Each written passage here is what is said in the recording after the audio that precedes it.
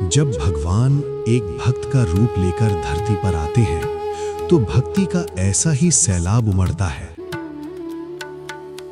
हरे कृष्णा कृष्णा कृष्णा हरे हरे, हरे राम उड़ीसा के रेमुना गांव, यहाँ का प्राचीन मंदिर जहाँ श्री चैतन्य महाप्रभु और श्री नित्यानंद प्रभु के हर कदम के साथ मानो धरती भी प्रेम में झूम रही है।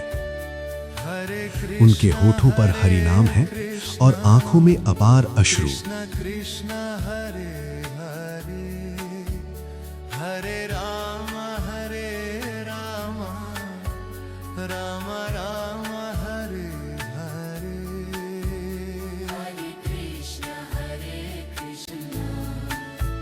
कृष्णा कृष्णा हरे हरे, हरे राम देखो निताई, गोपीनाथ का ये रूप, ये सौंदर्य मदन मोहन को भी लज्जित कर दे।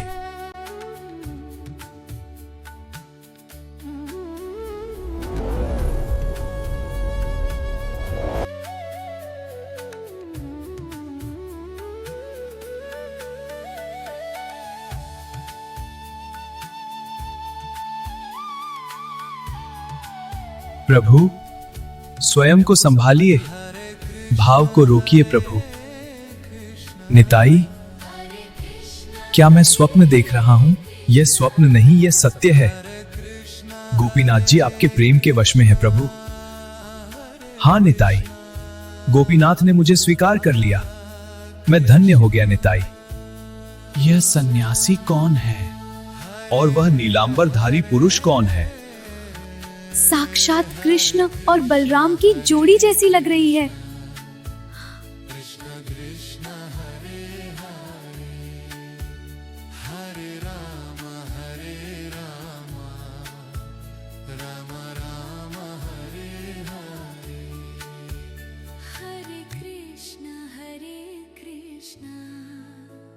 कृष्ण कृष्ण हरे हरे। प्रभु, आज आप बहुत आनंदित हैं। सुना है यहाँ का खीरा प्रसाद तीनों लोकों में प्रसिद्ध है।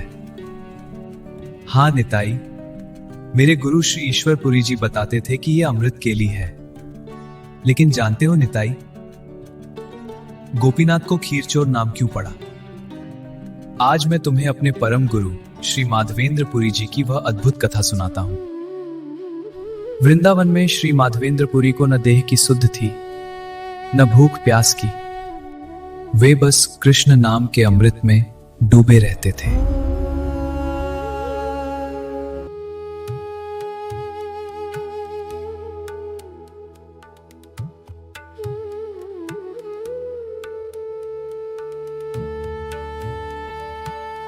बाबा, अरे ओ बाबा, आंखें खोलो, यह दूध पी लो। तुम कौन हो लाला, और मेरे लिए दूध क्यों लाए हो? मैं इसी गांव का ग्वाला हूँ। मेरे गांव में कोई भूखा नहीं सोता। मैंने देखा तुम मांगते नहीं हो, इसीलिए मैं ले आया। लो पी लो, मुझे अभी गाय ढूंढने जाना है। लौटते समय बर्तन ले लूंगा।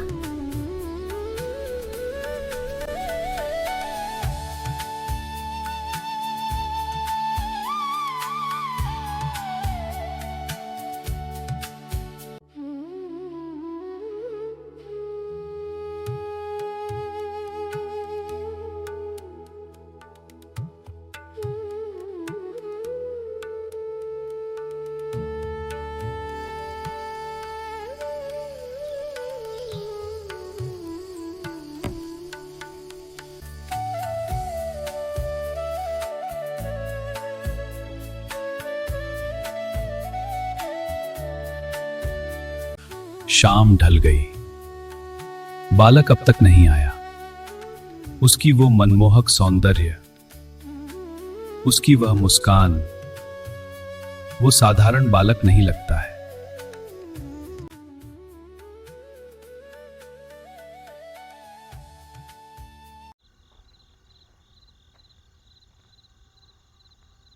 अपने प्रिय भक्त से मिलने के लिए स्वयं भगवान भी कितने आतुर रहते हैं। उस रात जब माधवेंद्र जी की आंख लगी तो सांवरे सलोने ठाकुर जी एक अलौकिक रूप में उनके स्वप्न में आए और बोले, माधव, मैं कब से तुम्हारी बाट जोह रहा हूँ। देखो, मुझे इस झाड़ी में छिपाया गया है। गर्मी, बारिश, आंधी सब सह रहा हूँ।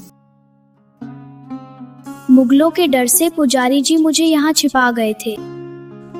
मुझे यहाँ से निकालो माधव। पर्वत की चोटी पर स्थित एक सुंदर मंदिर में मुझे प्रतिष्ठापित करो।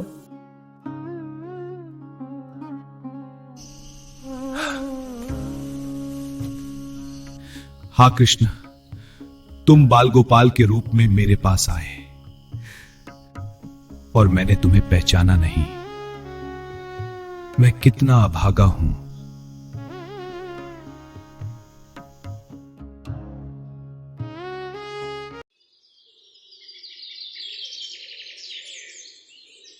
प्रातःकाल होते ही माधवेंद्रपुरी जी ने ब्रजवासियों को इकट्ठा किया और उन्हें अपने स्वप्न के बारे में बताया।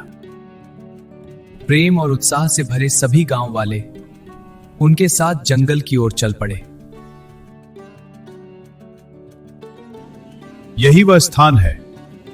मेरे प्रभु इसी घनी झाड़ी के नीचे दबे हुए हैं। सावधानी से खुदाई करो।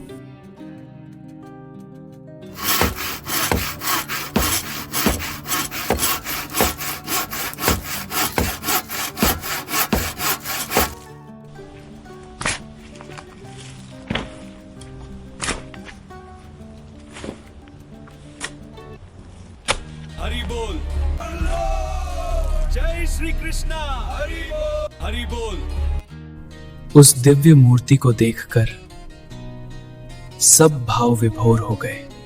श्री कृष्ण गोविंद हरि बोल। जय श्री कृष्णा। हरि बोल, हरि बोल। जय श्री कृष्णा। हरि बोल, हरि बोल। फिर श्री गोपाल जी को आदर और सम्मान के साथ गोवर्धन पर्वत की चोटी पर ले जाया गया और द्वापर युग के समान भव्य उत्सव मनाया गया। सखा हमारे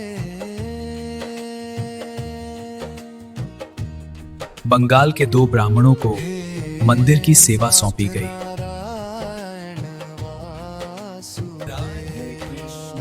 और वहां सैकड़ों घड़ों के शीतल जल से भगवान का महाअभिषेक किया गया।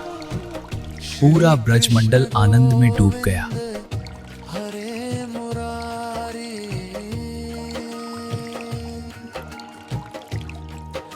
हे मेरे गोपाल, ब्रजवासियों का यह प्रेम और अनुकूल स्वीकार करें।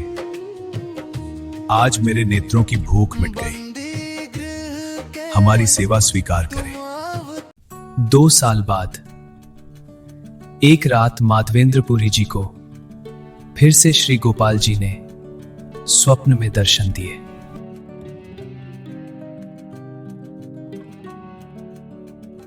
माधव, वर्षों तक धरती में दबे रहने से मेरे शरीर में बहुत जलन है। मेरी तपिश बुझाने के लिए तुम नीलांचल से मलय चंदन ले आओ। प्रभु, आपकी आज्ञा शिरोधार्य है। मैं कल ही नीलांचल के लिए प्रस्थान करूंगा।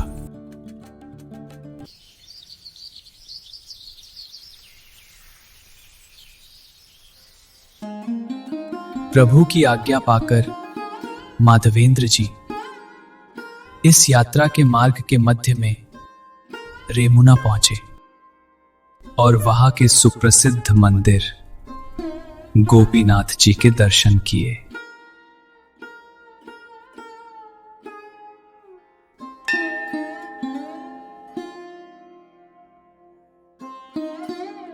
आहा, मेरे गोपीनाथ जी का यह रूप कितना अद्भुत है।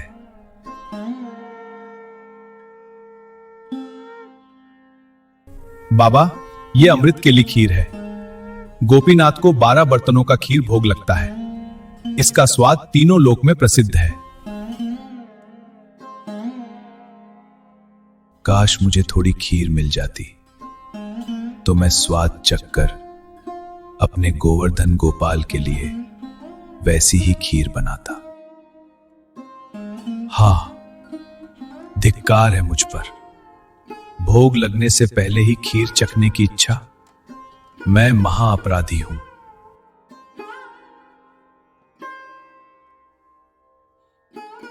अपने इस विचार से वे इतने दुखी हुए कि वे बिना किसी से कुछ कहे मंदिर से बाहर आ गए और बाजार में एक खाली जगह बैठकर भगवान का नाम जपने लगे। हरे कृष्ण कृष्ण कृष्ण हरे हरे, हरे राम राम राम हरे हरे। उसी रात स्वयं श्री गोपीनाथ जी ने मंदिर के पुजारी को स्वप्न में दर्शन दिए और बोले, उठो केशव, मैंने अपने भक्त माधवेंद्र के लिए खीर चुराई है। उसे मेरे पीछे छुपाया है। तुरंत उसे बाजार में बैठे मेरे भक्त को दे आओ।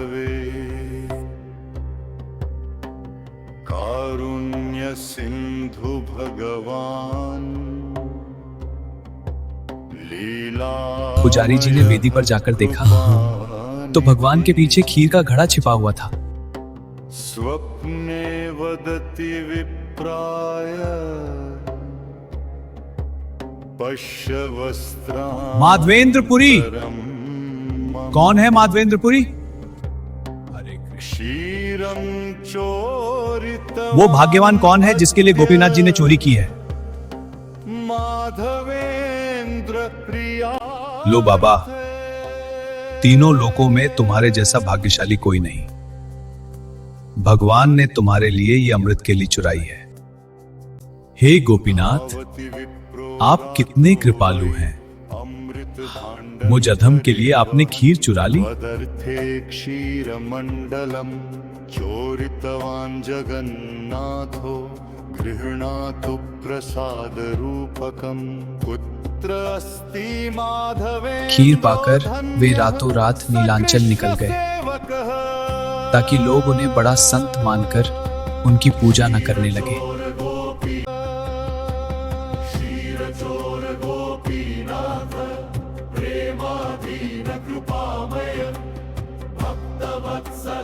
माधवपुरी जी नीलांचल से चंदन लेकर वापस रेमुना लौटे तो गोपाल जी ने फिर उनके स्वप्न में कहा, हे माधवेंद्र, यह चंदन तुम मुझे ही लगा दो। मैं और गोपाल एक ही है।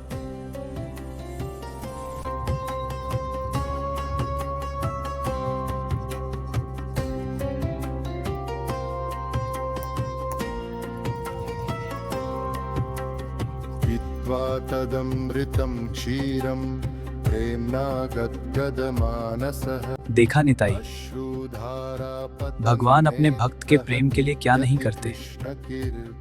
वे दूध पिलाते हैं, चोरी करते हैं और भक्त का कष्ट कम करने के लिए वही चंदन स्वीकार कर लेते हैं।